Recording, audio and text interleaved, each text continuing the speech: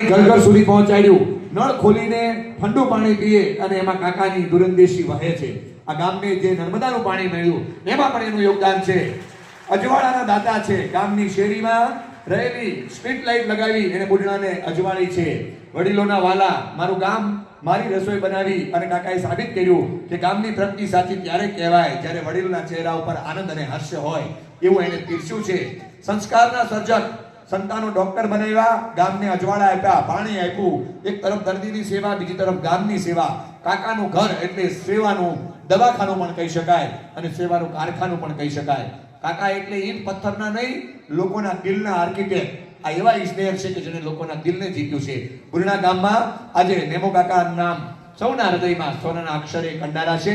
તમને સો સલામ ભરે છે. આવો એક ભાવ સંદેશ મળ્યો છે.